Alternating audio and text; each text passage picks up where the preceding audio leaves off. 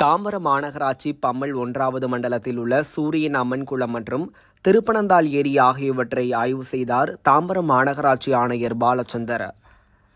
தாம்பரம் மாநகராட்சி 1வது மண்டலம் 6வது வார்டில் உள்ள சூரியன் அம்மன் கோவில் குளத்திற்கு தினமும் 1000த்திற்கு மேற்பட்டோர் நடைபயிற்சி மேற்கொண்டு வருகின்றனர்.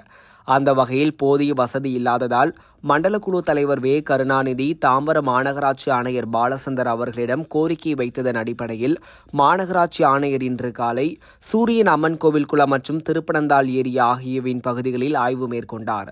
சூரியன் அம்மன் கோவில் குளம் மற்றும் நடைபயிற்சி மேற்கொள்ளும் இடங்களை பார்வையிட்டு ஆய்வு செய்த மாநகராட்சி ஆணையரிடம் மண்டல தலைவர் வே. கருணாநிதி பொதுமக்கள் யோகா பயிற்சி மேற்கொள்ளும் இடத்திற்கு தனி கட்டிடம் மற்றும் குழந்தைகள் விளையாடும் சிறுவர் பூங்கா, நடைபயிற்சி மேற்கொள்பவர்களுக்கு அமர நிழற்குடைகள், சுத்திகரிக்கப்பட்ட குடிநீர், நடைபயிற்சி மேற்கொள்ளும் பாதைகளை சீர் செய்தல், குளத்தை தூர்வாரி பராமரிக்க வேண்டும் என்று மண்டல குழு தலைவர் வே. கருணாநிதி கோரிக்கை வைத்தார்.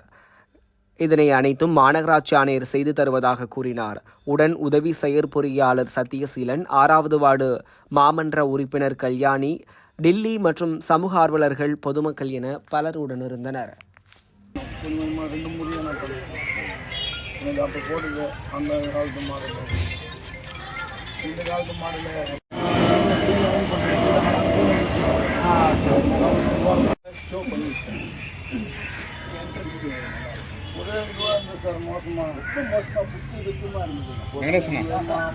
வெங்கடேசனா வசதி வாய்ப்பு ஜனமும் 2 இடத்துல பயன்படுத்தோம்.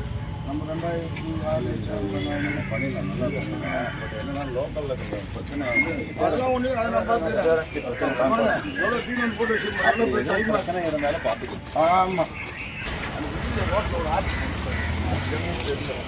மார்க் பண்ணிட்டாங்க. ரோடு அளவுக்கு ஒரு ஆட்சி